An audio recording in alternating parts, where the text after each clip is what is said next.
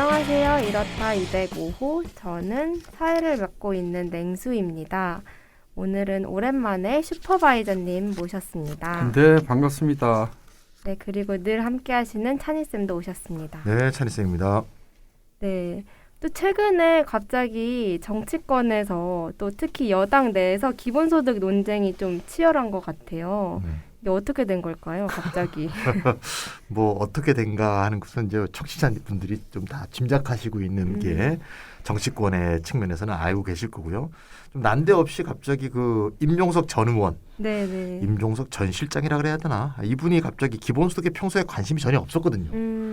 갑자기 기본소득이 문제가 많다고 잇따라 문제 제기를 던졌어요. 네. 정치인들이 요새 굉장히 많이 애용하는 매체죠. 페이스북에 2월 8일, 10일, 14일, 3일 연속으로 3번 연속에 걸쳐서 기본소득 맹비난에 가담을 하였습니다. 네, 저도 봤어요. 그 게시물을. 네.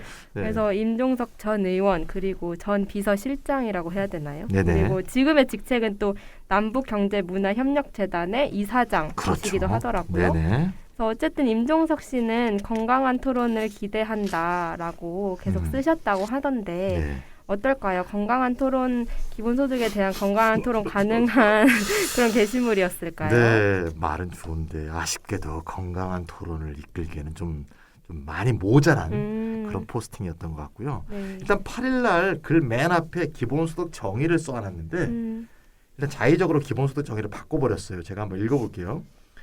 2월 8일 3시 17분에 쓰셨네요. 기본소득이란 말 그대로란 말 여기 왜 쓰셨는지 모르겠어요. 국민 모두에게 조건 없이, 여기까지 좋아요. 네. 빈곤선 이상으로 살기에 충분한 월간 생계비를 지급하는 것이다. 라고 말을 했습니다. 근데 이건 최소 보장소득 이거 아니에요? 네, 개런티드 미니멈 인컴, 네. 최소 보장소득의 정의죠. 그래서 굳이 한국적인 현실에서 얘기하면 국민의힘에 윤희숙 의원이 제시한 윤희숙표 기본소득하고 좀 비슷한 정의다. 이렇게 말할 수가 있습니다. 윤희숙 의원은 88만 원을 빈곤선으로 정하고 이 이상으로 살도록 해준다. 이렇게 기본소득을 정의했던 바가 있죠. 난데없이 시작한 논쟁인데 처음부터 약간 정의에서부터 문제가 있었네요. 네네. 네, 기본소득 한국 네트워크의 표준적인 정의에 따르면 기본소득이란 공유부에 대한 모든 사회 구성원의 권리에 기초한 몫으로서 모두에게 무조건적으로, 개별적으로, 정기적으로, 그리고 현금으로 지급되는 소득을 말하는데요. 네, 맞습니다. 이 사회 구성원의 권리에 기초한 몫, 이게 네. 포인트죠, 사실. 공유부에 대한 몫인데 이어서 이제 또 임종석 의원은 8일인데 역시 스위스 기본소득 국민투표 얘기를 꺼냈습니다. 그래서 스위스에서 1인당 월 300만 원 내용을 위해서 국민투표가 부결됐다. 이건 뭐 대표적으로 매일경제, 한국경제신문이 네. 얘기하는 가짜 뉴스인데 맞아요. 스위스는 300만 원 기본소득 국민투표를 한 적이 없죠. 그래서 헌법에 조건 없는 기본소득 규정을 넣고 네네. 그걸 위해서 노력하며 그리고 그 금액과 재원 마련은 법률로 정한다. 이렇게 돼 있는 국민투표 내용인데 네네. 300만 원을 국민투표를 스위스 국민이 거부한 것처럼 이건 가짜 뉴스. 간단하게만 조사해도 알 수 있는 건데 왜 매경, 한경, 조선일보만 읽으시는지 잘 모르겠어요. 제가. 예. 어쨌건 그 다음에 예산이 천문학적으로 든다 이렇게 하시면서 어마어마한 규모의 증세가 필요하다는 대표적으로 기본소득 반대할 때 어마어마한 돈이 든다 그러면서 이게 약간 좀 협박성, 약간 네. 공포를 조장하는 그런 방법을 쓰고 있습니다. 그렇다면 2월 10일에는 어떤 얘기를 했나요? 네, 2월 10일에 이제 자신의 세례명이 프란치스코임을 얘기하기 시작하면서 프란치스코 교황 이름이 같죠. 네네.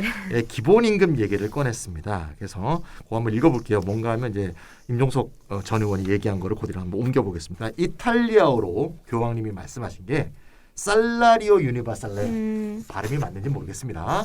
영어 번역본으로는 Universal Basic Wage이니 네. 우리말로 옮기면 보편적 임금 혹은 보편적 기본임금이 될 것입니다. 지금 이게 임종석 전 의원의 말입니다. 우리 사회에서 시도해본 일 중에는 아마도 공공부문에서 확산되고 있는 생활임금 제도가 비슷한 개념이 아닐까 싶습니다. 네. 이 시대의 가장 훌륭한 대책은 바로 이 생활임금 제도입니다. 이러면서 교황님의 말씀부터 시작해서 결은 생활임금 이런 식으로 글을 2월 10일 날 포스팅에 올렸습니다. 근데 임종석 전 의원은 교황의 기본임금을 생활임금으로 이해하고 있는 것 같은데 네네, 그렇습니다. 네. 제가 예전에 그 아름다운 글이었잖아요.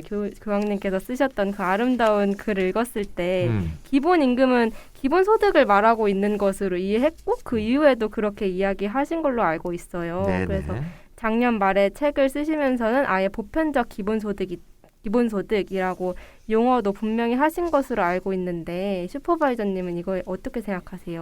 일단 그 최근 저작 뭐 Let Us Dream인가 그 책에 대해서는 뒤에 다시 따지기로 하고요.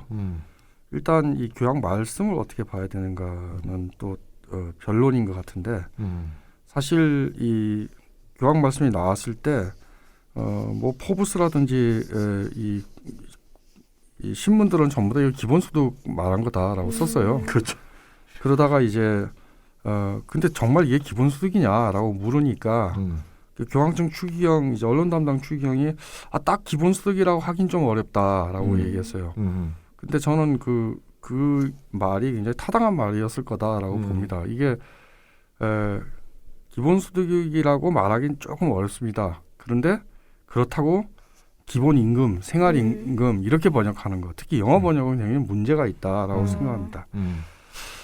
왜냐하면 이 살라리오 우니버살레 이 살라리오라는 것은 어떤 일을 하고 대가로 받는 거예요. 그러니까 임금의 개념보다 좀 넓은 개념이고요. 일단 그 다음에 카톨릭에서 말하는 일의 개념은요, 임금 노동 개념보다 훨씬 넓습니다. 네. 그러니까 사회 재생산, 공동체 활동 등 심지어 종교 활동 이런 것까지 다 포괄하기 때문에 이걸 유니버설 베이직 웨이지라고 기본임금이라고 영어 번역하는 게 정확한 것은 아닙니다.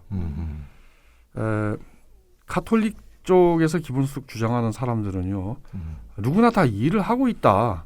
그러니까 모두에게 조건 없이 기본소득을 줘야 된다라고 이런 식으로 주장을 펼치죠. 일의 개념이 넓은 거죠. 넓은 거죠. 그러니까 일에 대한 보편적 대가. 이거 굳이 얘기하면은 굉장히 관대한 참여소득. 참여소득은 국가가 뭐 이런 행위를 특정하고 그 특정에게 참여하면 주는 거잖아요. 네. 근데 국가가 특정하는 게 아니라 그냥 아주 관대한 참여소득. 그러니까 예외가 있다 그러면은 완전 거부자, 반사회적인 완전 거부자만 못 받는다. 뭐 이런 정도의 굉장히 넓은 의미의 소득 개념이 아니었을까 이렇게 생각합니다. 맞습니다. 예, 그 기독교 계통에서 보통 기본소득 이렇게 지지하시는 분들이 많이 드는 이제 성서의 한 귀절이 네. 마태복음 20장 1절부터 14절까지에 나오는 그 1데나리온의 우화라는 얘기가 있거든요. 네. 뭐 많은 분들이 아시겠지만 아침 일찍 나와서 일을 한 사람하고 중간 오후쯤 나와서 일하는 사람하고 다 끝날 때쯤에 와서 살짝 일하는 동안 만동했던 사람을 전부 한 데나리온 똑같은 금액을 주거든요. 네. 그래서 이제 아침부터 일찍 나와서 일하는 사람이 항의를 합니다. 아니 나 일을 많이 했는데 왜 지금하고 해도 똑같이 주느냐. 근데 끝은 뭔가 하면 원래 약속이 한 데나리온을 다 주는 것으로 돼 있다. 이거는 이제 좀 의역을 해보면 하나님의 말씀은 모든 일하는 사람에게 한 데나리온의 권리를 약속하였다. 이렇게 해석하시는 분들이 많더라고요. 그러니까 시장 노동이나 임노동의 개념처럼 1시간은 얼마, 2시간은 얼마, 8시간이면 얼마 이게 아니고 네. 예, 모든 보편적인 넓은 의미의 일에 대해서 같은 보상을 하기로 하셨다. 이런 약속을 말하는 그런 개념에서 지금 슈퍼바이저님 말씀하신 것 같고요. 지금 우리가 지금 두 가지 얘기를 하고 있는데 작년 4월쯤에 부활절 서한을 교황이 쓰신 거하고 네. 작년 말에 이제 책으로 나온 걸 얘기하고 있는데 지금 이제 우리가 부활절 서한을 얘기하고 네네. 있습니다. 그 부활절 서한에 보면 그 유니버설 베이직 웨이지를 받아야 될 사람들 중에 얘가 나오는데 그렇죠. 얘가 이런 게 나와요. 수프 만드는 부엌에서 빵 조각을 불어나게 하는 여성들, 다양한 종류의 돌봄 제공자들 이들에게 안정적 수입이 보장돼야 된다 이렇게 얘기하거든요. 그냥 생활임금 전혀 아니죠. 전혀 아니죠. 그러게요. 부엌에서 빵을 수프에 담궈서 부풀리게 하는데 그 상관임금하고 뭔 상관이 있습니까? 네. 이거 얘가 나오는데도 이거를 도외시하고 읽었다는 게 좀 이해가 안 가요. 태도가 문제가 되는 거죠. 예, 맞습니다. 텍스트를 네. 보는 태도에 태도가 문제가 있는 예, 거죠. 맞습니다. 이걸 조금만 읽어봐도 기본 임금은 절대 임노동 부분만을 말하는 것이 아니라는 것을 알 수 있는데요. 따라서 한국의 지자체 등에서 지금 실행하고 있는 어떤 최저임금을 상회하고 있는 임금, 즉 생활임금을 말하는 것이 아니라는 것이네요. 네, 그게 맞습니다. 아니라 누구나 누려야 할 권리로서 소득을 말하고 있는 것이 분명한 것 같은데 굉장히 아전인수격으로 해석하고 있는 것 같아요. 네. 그러니까 건강한 토론이 어려운 겁니다 지금. 네, 네. 네. 그리고 또 책을 교황님께서 책을 쓰셨다는데 그 제목이 뭘까요? 책 제목은 아까 이제 슈퍼바이저님이 말씀하셨듯이 꿈을 꿉시다. Let us dream. 네. 보다 나은 미래를 향한 길. The path to a better future. 이게 이제 미국식으로 영어식으로 번역한 그런 제목이 되겠습니다. 거기서는 보편적 기본소득이란 용어를 아예 표현 방법으로 정확히 하셨다고 하셨는데. 네, 일단 제가 한번 읽어볼게요. 그 관련 구절을 김찬희 선생이 아주 잘 번역하셨는데 소득이 없는 사람들이 하는 일이 사회에서 가지는 가치를 인식하는 것은 포스트 코로나 세상에서 우리의 생각 교정에 있어서 결정적인 부분입니다. 그런 이유로 나는 음해소득세로 불리기도 하는 보편적 기본소득과 같은 개념을 탐구해야 할 때라고 믿습니다. 보편적 기본소득은 세금 제도를 활용하여 모든 시민에게 똑같은 액수를 무조건적으로 지급하는 것입니다. 보편적 기본소득은 노동시장에서의 관계들을 재편성하여 사람들에게 자신을 빈곤의 덫에 가두는 고용 조건을 거부할 수 있는 존엄을 보장할 수 있습니다. 그러니까 노동시장 효과까지 다 말씀하고 계신 거죠. 다 얘기한 겁니다. 네. 어떤 거부권을 행사할 수 있다는 것도 말씀하고 계신 거고요. 그것은 사람들이 필요로 하는 기본적인 보장을 제공하고 복지제도가 가지는 낙인 효과를 제거하며 기술 주도적 노동 형태가 점점 더 요구하는 직업들 사이를 이동하기 용이하게 만들어줍니다. UBI 무조건적 기본소득이죠. 와 같은 정책들은 또한 사람들로 하여금 임금벌이와 지역사회의 봉사를 병행할 수 있는 자유를 줄 것입니다. 공동체 역할을 지금 말씀하고 계신 거죠. 네. 기본소득 주장하는 모든 사람들이 얘기하고 있는 이야기들을 사실은 이게 한 2페이지 걸쳐 나오는데요. 깔끔하게 정리하고 계십니다. 맞습니다. 깔끔합니다. 예. 이로써 너무 명백해졌네요. 네, 너무 부해졌습니다. 네, 한국의 기본소득 논쟁을 하면서 난데없이 교황님 말씀을 끌어다가 대충 엎으려고 했던 것도 굉장히 온당치 않은데 이름이 프란치스코다라고 시작하는 것보다 그러니까요. 약간 좀 불길했어요 제가. 네. 태도가 좋지 않아요. 네. 어쨌든 그 말씀을 왜곡해서 자기 편한 대로 변조한 것에 대해서는 더 화가 나는 것 같습니다. 네. 그리고 또 찬희쌤도 이 글에 대해 반박을 하셨다고 하고 제가 알기로는 기본소득당의 용해인 의원도 임종석 전 의원과 이렇게 논쟁을 벌이기도 했는데 페북에서 다양한 방식으로 이것에 대한 반박을 하고 있어요. 그래서 그 후의 반응은 어땠었나요? 네, 그 후에 나온 반응이 이제 2월 14일 글입니다. 마지막 글인데요. 네네.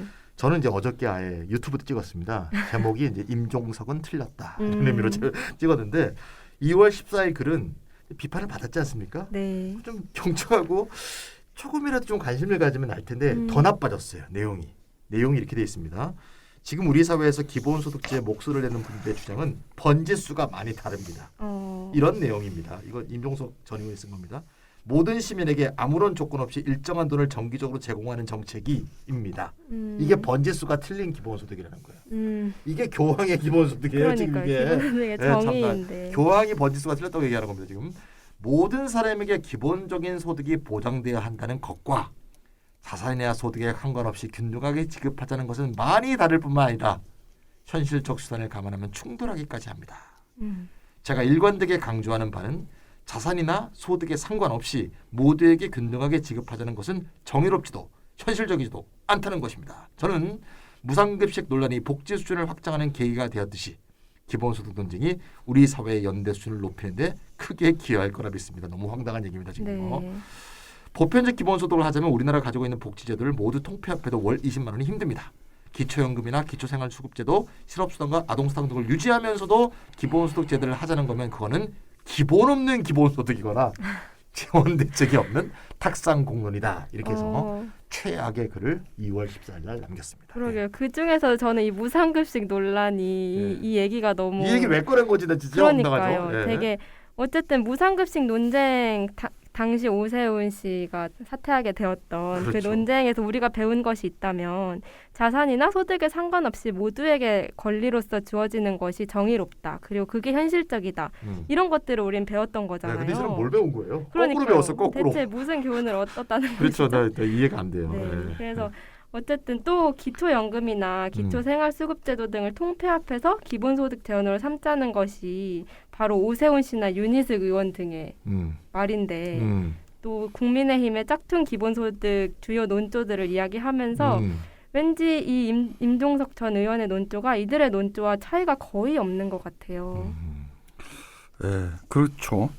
그러니까 기본소득을 이렇게 대한 이해가 부족하기 때문에 어떤 국민의힘류의 기본소득, 그러니까 복지를 대체하는 기본소득을 기본소득이라고 생각하고 거기에 대한 비판을 하면서 기본소득을 공격하는 식의 레토릭을 사용하고 있는 거죠.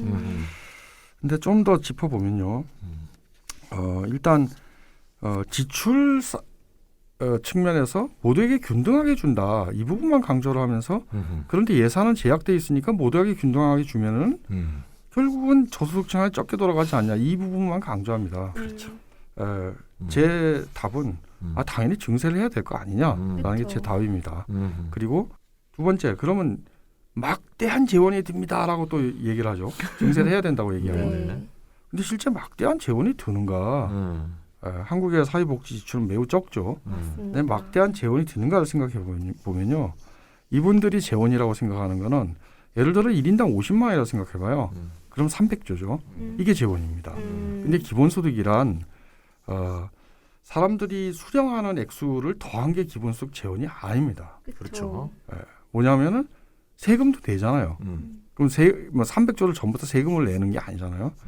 그러니까 제가 기본소득으로 받는 돈보다 더 많은 세금을 냈다. 그럴 때 그 더 많은 세금, 받는 액수보다 더 많은 세금을 낸 사람들이 낸 세금만 더한 것. 그게 네. 재원이죠. 그게 재원인 거예요. 맞습니다. 그러니까 명목 재원이 300조. 그러니까 실제 기본소득으로 받는 50만 원 곱하기 인구수 해서 300조가 필요하다 그러면은 재원 모델을 어떻게 설계하는가에 따라 다르겠지만 사실 실제 들어가는 재원은 100조 정도일 것이다. 네. 3분의 1이 채 안 된다.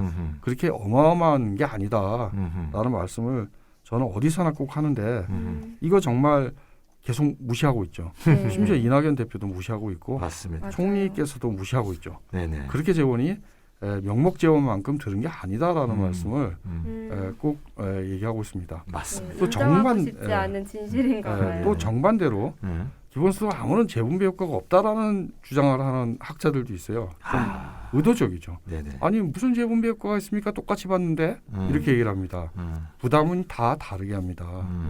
받는 돈은 똑같지만 기본소득 재원을 마련하기 위해서 부담하는 돈은 다른 거죠. 그렇죠. 그거는 평등 부담이 아니라 사실은 소득만큼 부담하는 거기 때문에 부자는 더 많이 부담하게 되는 거고 가난한 사람 부담이 굉장히 적은 거겠죠. 네. 그러니까 부담의 측면과 그다음에 이 지출 측면을 다 이렇게 종합적으로 고려해서 재분배 효과를 따져야 되는 겁니다. 네.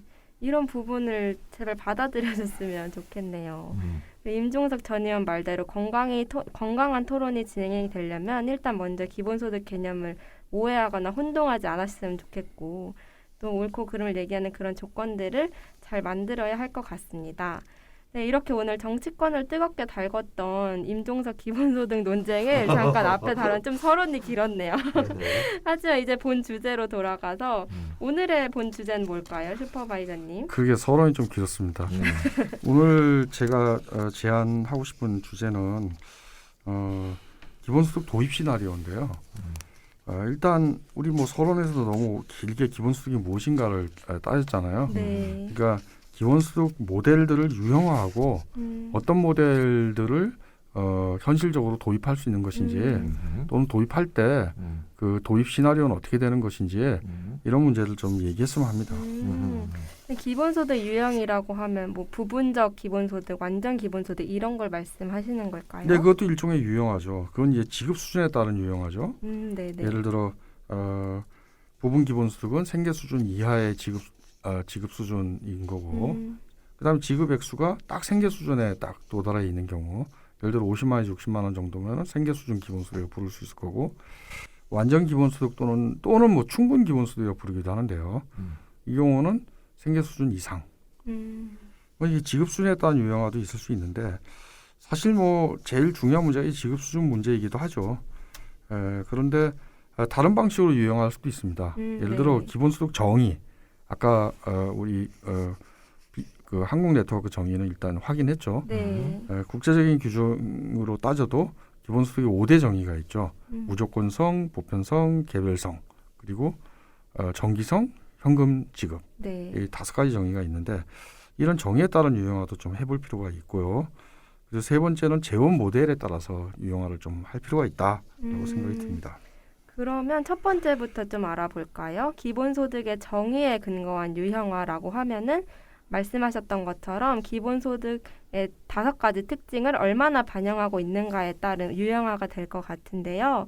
보편성을 좀 유보하면 범주형 기본소득이 될 것 같고 또 5가지 지표 중 하나는 아니지만 충분성을 좀 약화시키면 부분적 기본소득이 되기도 하고요. 네, 맞습니다. 일단 5지표를 충족시키면 이제 본래적인 기본소득이 되는 거고요. 네. 근데 그 중에 몇 가지가 좀 흔들리면 어떤 기본소득과 유사한 제도가 되겠죠. 그런데 이 5지표를 추가적으로 좀 구체화할 필요가 있습니다.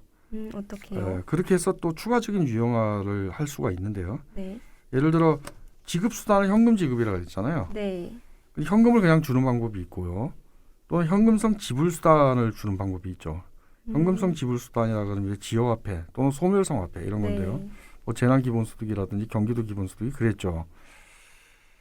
그래서 지급수단에 대한 2차적인 유형화를 할 수도 있을 것 같고 또 우리가 지금 한국이라는 국민국가 범위 안에서만 지금 이야기하고 있는데 그런데 사실 기본소득을 뭐 어떻게 제한된 형태라도 도입한 것은 경기도밖에 없잖아요. 네. 그리고 경기도는 경기도의 지방 재정 재원으로 했죠. 즉 지급하는 주체가 누군가 정치 공동체죠. 근데 이 정치 공동체의 위상에 따른 유형화를 할 수 있습니다. 글로벌 기본소득이 있을 수 있고요. 내셔널 기본소득이 있을 수 있고 로컬 기본소득이 있을 수 있습니다. 지방정부가 하냐 국민국가가 하냐 또는 뭐 유럽연합 같은 차원에서 유럽 기본소득 논의가 굉장히 많은데요. 유럽 의회에 매번 올라가고 있죠. 그런 건 일종의 글로벌 기본소득이라 얘기할 수 있겠죠. 이 경우는 기본소득 정의 중에 보편성의 그 효력 범위에 관한 유형화입니다. 네. 우리가 모두에게 그럴 때 그 모두가 누구를 뜻하냐? 유럽인 모두, 지구인 모두, 또는 한국인 모두, 경기도민 모두 이런 식으로 그 모두를 특정하는 효력 범위가 있겠죠. 네. 그리고 그것은 정치체의 정치 공동체의 범위하고 주권 범위하고 일치하겠죠. 뭐 그렇게 유형할 수 있는 게 있을 거고요. 그 다음에 이제 범주형 기본소득을 얘기할 수 있는데 범주형 기본소득 역시 이제 이 모두에게 준다의 네. 보편성을 제한한 거죠. 제한한 건데 그 범주 내에서 예를 들어 청년 기본소득이라고 했을 때 뭐 21세에서 25세까지 준다 그랬을 때 그 범주 내에서는 모두에게 주잖아요. 네, 그리고 범주 내에서는 조건 없이 주잖아요. 근데 그 범주 자체는 조건적이죠. 21세에서 25세라는 조건을 충족시켜야만 받는 거 아닙니까? 그런 어떤 특수한 어떤 형태의 기본소득이라고 우리가 볼 수가 있고 뭐 보편적 아동수당이 엊그제 미국에서 바이든과 밋 러미 공화당 상원의원이 서명한 법안이 올라갔는데 뭐 사실 0세부터 한 18세까지 $250 월 $250씩 주겠다라는 건데 네. 아직 좀 논쟁은 남아 있습니다. $250를 다 평등하게 주느냐 아니면 일정한 소득 구간을 정해서 나중에는 250부터 $150까지 떨어지게 설계할 건가 가지고 약간 논쟁은 남아 있는데 보도하는 모든 신문들은 최소한 유니버설 베이직 인컴 퓨어 키스 아동에 대한 보편적 기본소득이 도입됐다라고 얘기를 하죠. 근데 그런 게 바로 범주형 기본소득인 네. 겁니다. 연령 범주는 이 무조건성 지표를 훼손시키지는 않아요. 즉 뭐냐 그 연령에 속하기만 하면 되는데 네. 다른 어떤 직업을 갖고 있냐 자산이 많냐 이 조건을 따지지는 않잖아요. 맞아요. 그런데 이 범주형 기본소득을 좀 확대하려는 사람들도 있습니다. 직업 범주로까지 확대하려는 뭐 플랫폼 노동 농업 뭐 이런 식으로 확대하려고 할 수도 있는데 사실 엄격하게 보면은 그 범주형 기본소득이라고 얘기할 이유가 뭐냐? 기본소득 정신에 맞으면 기본소득이라고 부르면 되는 거고 네. 아주 학술적으로 따지자면은 사실은 참여소득이다. 이런 말씀을 그냥 곁들여 드립니다. 말씀하신 거 들어보면 연령 범주는 범주형 기본소득으로 충분히 유효한데 직업 범주 기본소득은 범주형 기본소득으로 정의하기는 좀 어렵다 이런 얘기였던 것 같아요. 자, 그러면 두 번째 유형 분류로 넘어가 볼까요? 지급 수준에 따른 유형화. 이거는 좀 쉬울 것 같아요. 네, 아까 말씀드렸듯이 뭐 생계비 이상인가 지급 수준이 이하인가를 가지고 나눌 수 있는 건데 저는 부분 기본소득, 생계비 이하, 생계 수준 딱 맞춰주는 거, 그보다 좀 많이 주는 충분 기본소득. 예를 들어 생계 급여보다는 많고 생계비 정도 주는. 다 합쳐서 생계비 정도, 최소 생계비 정도를 주는. 생계급여가 지금 1인 가구 한 52만 원이 넘으니까 네. 그걸 상회하는. 네, 그러면 이제 충분 기본소득이라 부를 수 있을 거고 거기에 이제 노동 시간을 좀 단축할 수 있도록. 사회 문화적인 참여를 더 많이 할 수 있도록 공동체 활동, 정치 활동에 참여할 수 있도록 좀 더 많은 소득을 부여한다라는 게 해방적 기본소득이라고 불리는 겁니다. 유럽 기본소득 네트워크 중에서 뭐 독일, 네덜란드, 스페인 등은 해방적 기본소득을 주장하고 있죠. 그렇군요. 그렇다면 마지막으로 기본소득 요즘 운동에 많은 지지를 받고 있는 그런 유형화이기도 한 것 같은데요. 또 지자체의 정책 반열에 오르고 있기도 하고요. 그리고 기본소득을 추진하는 최근에 많은 국회의원들도 늘면서 요새 주목받고 있는 측면인 재원 모델에 따른 유형화는 어떤 것일까요? 네, 일단 재원을 어떻게 마련하는가죠. 그러니까 재원 마련 방법에 대한 유형화예요. 네. 재원을 얼마나 마련하는가는 사실은 아까 말한 지급 수준 문제죠. 근데 재원을 어떻게 마련하는가? 세금 걷어서 마련한다. 조세 기반 기본소득이라고 부를 수 있을 거고요. 또는 기업 지분의 일부를 국가가 소유하고 국가는 경영권을 행사하지 않고 대신에 국민 모두에게 수익을 배당하는 방식. 이게 공유지분권 모델이라고 그러는 건데요. 사실은 노벨 경제학상을 받았던 제임스 미드가 일찍이 60년대, 70년대 주장을 해서 상당히 오래된 전통을 가진 모델이고 그 사람들은 사회배당이라고 불렀죠. 기본소득이라는 말 대신에 이 공유지분권 모델을 생각할 수 있을 것 같습니다. 예를 들어 경기도에서 경기도 주식회사 수립했잖아요. 네. 그래서 이런저런 이제 출자도 받고 그렇게 해서 뭐 사업을 시작하려고 그러잖아요. 만약에 수익이 난다, 그것을 만약에 배당한다, 경기도민들한테, 그럼 로컬 차원에서 만들어진 공유지분권 모델이다 이렇게 말할 수 있을 것 같습니다. 그 다음에 이제 마지막이 공동소유형 기본소득인데요. 이 경우는 아주 심플합니다. 재원 자체가 공동소유인 거예요.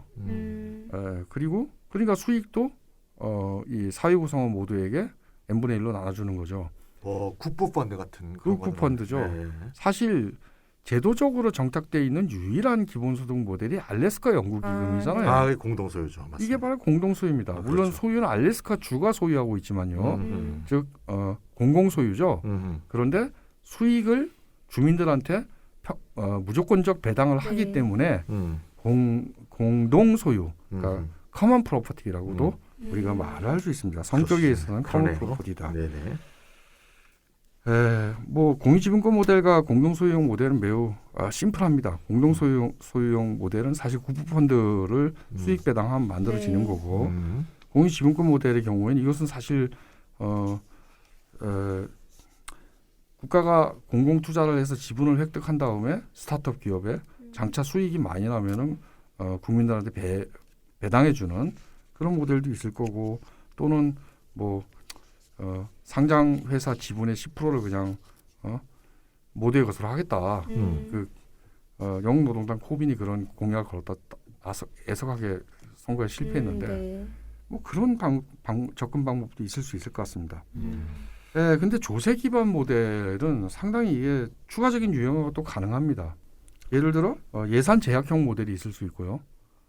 지금 한국에서 자꾸 기본소득 얘기할 때 주로 얘기되는 게 예산 제약형 모델이죠. 일단 현재의 재정에서 기본소득을 어떻게 주는가라는 거고요. 그다음에 또는 증세형 모델, 증세를 하자라는 거고. 예산 제약형 모델의 경우는 예를 들어 이 조세 감면, 공제 등을 철폐하고 얼마의 액수를 어느 정도 줄 수 있다. 이런 이제 계산도 나오고 있는 상황이죠. 네. 랩 2050도 사실 이런 방식으로 설계했던 거고요. 증세형 모델은 올리는 거죠. 네. 그런데 증세 문제를 떠나서 어떤 재원을 어떻게 계리할 건가에 있어서도 여러 가지 모델이 있을 수 있습니다. 예를 들어 다 국가 재정으로 귀속시켜서 일반 회계로 계리하느냐. 그래서 들어온 어떤 세입 중에서 얼마만큼을 기본소득에 쓰고 얼마만큼을 전통적인 사회복지 지출에 쓰고 얼마만큼을 국방비에 쓰고 이것을 갖다 다 이제 사실은 한국에서는 예산권을 갖다 기재부가 가지고 있는데 기재부가 결정하는 모델을 할 건가. 네. 아니면 특정한 세목들에 대해서는 특별회계를 계리해서 그건 아예 기본소득으로만 쓸 수 있도록 그냥 못을 박을 건가. 이런 어떤 차이점이 있을 수 있겠죠. 따라서 일반회계형과 특별회계형 모델의 유형화가 가능할 것 같습니다. 물론 기금형 모델도 생각할 수 있는데 공유부 기금 같은 걸 만드는 그 경우는 사실은 공유지분권 모델과 유사한 거기 때문에 여기서는 뺐습니다. 그 다음에 도대체 증세를 하기로 하면 어떻게 할 거냐.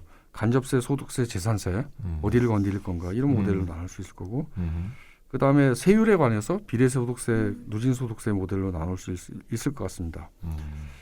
마지막 남는 문제는 이제 소득세의 내부 재원인가 아니면 외부 재원인가인데요. 소득세 외부 재원이라 하면은 개인 소득세 이외의 법인세라든지 등등등등의 이제 것들을 건드리는 건데 공유부에 과세한다고 할 때 이것은 소득세 일단 외부 재원이 됩니다. 일단 토지보유세는 일종의 재산세, 자산세 네. 과세라고 볼 수 있을 거고요. 그 다음에 이제 탄소세, 그 다음에 빅데이터세, 기업의 빅데이터 활용 이득에 과세하는 빅데이터세 등이 이제 공유부 과세 모델이고 그런 적어도 세 가지는 소득세 외부 재원에 대한 공유부 과세 모델이라고 볼 수 있습니다. 뭐 공유부는 뭐 유형 분류가 약간 필요할 수도 있는데요. 토지나 자연 생태 환경은 당연히 우리 모두의 것이라는 인식이 있잖아요. 이거 네. 우리가 자연적 공유부라고 얘기하는데 그와 비슷하게 인공적 공유부가 있다라는 게 저의 오래된 주장이죠. 빅데이터가 인공적 공유부다. 그러니 빅데이터의 활용으로 나오는 수익의 모두는 아니더라도 일부분은 모두가 나눠 가져야 된다라는 게 과세 정당성을 설명해 준다라고 생각합니다. 그러면은 소득세에 대해서는 공유부 과세를 할 수 없느냐? 할 수 있다라고 저는 생각합니다. 왜냐하면 모든 소득은 다 전승된 성격을. 지식, 전승된 지식, 공통 지식, 사회 공통 지식에 의존하고 있기 때문에 이 일정한 소득은 따로 걷어서 기본소득으로 나눠줄 수 있다. 물론 소득과세는 지금도 있죠. 근데 그 소득과세는 뭐냐면 국가 필요에 따라서 과세하는 겁니다. 즉 국가의 재정적 재량권을 갖고 있는 거죠. 걷는 건 물론 소득이 많은 데서 많이 걷고 적은 데서 적게 걷는다. 이건 아담 스미스 이래로의 이 조세의 원칙이죠. 그런데 어떻게 쓰느냐는 국가가 정하는 거죠. 그런데 국가가 어떻게 쓰는가를 재량적으로 정하는 게 아니라 요것만큼은 거둔 대로 n분의 1로 나눠 가지자라고 우리가 접근한다 그러면은 개인 소득에 대해서도 공유부 과세를 할 수 있다. 일종의 지식소득세 또는 사회가치소득세 등으로 명명해서 공유부 과세를 할 수 있다라고 생각합니다. 와, 네. 조세 기반 기본소득을 유형화하면 이렇게 다양한 방식으로 또 모델을 도입할 수 있을 것 같은데요. 그렇다면 조세 기반 기본소득 이외에 아까도 간단하게 설명해 주시긴 했는데 공유지분권 모델과 공동소유형 기본소득은 어쨌든 공유부에 대한 인식이 확산되면서 더 부각되고 있는 것 같아요. 이거에 대해서 간단하게 좀 더 추가 설명해 주실 수 있을까요? 네, 공유지분권 모델 같은 경우에 얼마 전에 신문에 나왔었죠. 그 디지털 뉴딜, 데이터 뉴딜 하는데 8조 들어간다. 8조 쓴다는 거예요, 정부가. 네. 8조 그렇게 많은 돈은 아니죠. 그러나 또 적은 돈이라 할 수는 없습니다. 8조를 지분으로 획득하고 나중에 이 기업들이 수익을 낼 때 그때 특정한 지분에 입각한 수익을 국가가 국민 모두에게 배당해주는 식으로 할 수 있을 거라고 봅니다. 특히 이 경우에는 빅데이터는 모두의 공동 소유다라는 인식을 우리가 한다 그러면은 일종의 매개 관계로는 국가 투자, 국가의 공공 투자, 그다음에 공유 지분 획득, 그다음에 공유 지분에 입각한 수익 배당 이런 식으로 접근할 수 있을 것이다. 과세 정당성도 있고 법적 형식적인 이 하자도 없다 이렇게 생각합니다. 네. 그래서 공유 지분권 모델이 좀 더 많이 확대됐으면 한다. 그러게요. 라는 거고요. 사실 지방자치단체도 뭐 몇 조씩 도비로 이런 식의 산업 정책을 하고 있는데 산업 정책이 퍼주기 정책이 아니고요. 그리고 뭔가 이 사회 구성원한테 돌아가는 정책이 돼서 되도록 하려고 그러려면 공유지분권 모델을 활용해야 된다라고 봅니다. 옛날에 산업 정책이라는 거는요. 산업에 국가가 퍼주면 최소한 그 산업이 고용이라도 많이 늘려왔죠. 그러니까 고용 유발 개수가 높았습니다. 이 산업자본주의 시대에는 공장 짓는 거니까요. 근데 지금은 갈수록 고용 유발 그쵸. 개수도 떨어지고 있는데 그런데 그렇다 그러면은 산업 정책은 굉장히 역진적일 수 있습니다. 즉 돈 받는 기업들한테는 유리하지만 뭐 고용은 별로 안 늘어나서 일반 국민들한테 그렇게 유리하지 않은 이 자원의 역진적인 재분배일 수 있죠. 근데 만약에 국가가 투자한 만큼 지분을 획득하고 장차 수익은 국민들한테 배당한다 그러면은 매우 정의로운 방식의 산업 전환, 산업 재편이 일어날 수 있다라는 겁니다. 그래서 공유 지분권 모델을 많이 활용할 필요가 있을 것 같고요. 사실 마지막은 이제 공동소유형 기본소득 모델인데 꼭 석유만이 무슨 이 국부 펀드의 대상인 게 아니고 토지가 펀드의 대상이 될 수 있잖아요. 한국에도 굉장히 많은 국공유 재산이 있어요. 이 국공유 재산의 활용에 대한 법들을 개정해서 이 국비 펀드 수익의 일부를 적어도 배당할 수 있도록 해야 된다라고 생각합니다. 공유 지분권 모델이나 공동 소유형 모델, 특히 공동 소유형 모델에서는요, 이게 운영 주체가 국가잖아요. 그래서 국가의 적극적 역할이 좀 필요하죠. 아까 조세 기반 기본소득의 경우에 국가는 역할이 그렇게 적극적이지 않아요. 네, 그냥 세금 걷고 걷고 나눠주면 되니까. 소득 이전, 이전 기구, 그러니까 거의 행정 역할만 하는 거죠. 근데 공동 소유형 기본소득을 하려고 그러면은 국가가 상당히 적극적인 경제적 역할을 해야 되는 그런 문제가 있습니다. 우리가 이제 보통 공유부라고 할 때 이제 여러 가지가 있는데 햇빛도 사실 공유부 아니겠습니까? 그렇죠.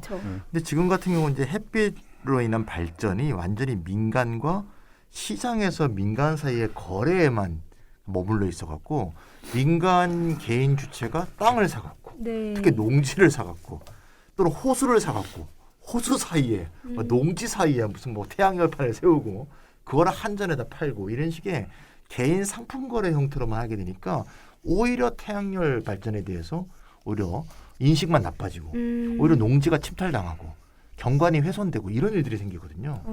왜 그러는지 잘 모르겠어요. 그러지 말고 국공유 지역이 굉장히 많거든요. 도로 옆이라든가 놀고 있는 땅들이 많습니다. 그 국공유지를 활용해서 그걸 태양열 발전을 하고 거기서 발전되는 수익을 갖고 공유부 배당을 하고 이런 방향으로 공동 소유 형태로 태양열 발전을 해서 기본소득의 재원을 삼는 방향을 좀 가는 게 좀 좋지 않을까. 그러게요. 지금 정부가 할 건지 모르겠지만 보조금을 주고 있는 것도 문제죠. 네, 맞아요. 맞습니다. 네. 좀 더 국가가 공동 소유형에서 적극적인 역할을 해야 할 것 같은데요. 그렇다면 마지막으로 우리 한국에 제출된 많은 기본소득 모델들이 있잖아요. 이런 것들 간단히 소개해 주실 수 있을까요? 일단 조세 개혁을 하자라는 식의 모델들 그리고 일반회계로 계리하는 것을 전제한 모델들이 있고요. 아주 세밀하게 잘 짰던 모델이 랩 2050이죠. 크게 증세하지 않고 있는 재정을 가지고 다시 한번 설계한 두 번째는 주로 한국 네트워크의 모델이었는데 토지 보유세, 탄소세, 빅데이터세 그리고 이 지식소득세 또는 시민연대소득세를 도입해서 공유부 배당을 한다라는 모델이고요. 공유부 과세로 재원을 마련해서 공유부 배당한다 모델이고 사실 공유지분권이라든지 공동소유형 기본소득에 대해서는 좀 초보적인 연구가 이루어져 있는 상태라고 생각하시면 될 것 같습니다. 특히 태양광 같은 경우 뭐 민간이 할 수도 있죠. 그런데 국가가 다 보조금과 이런 걸 주고 있는데 그렇다 그러면 최소한 지분 획득은 해야 된다. 지분 획득은 해야 되고 최소한 주민 배당은 해야 된다.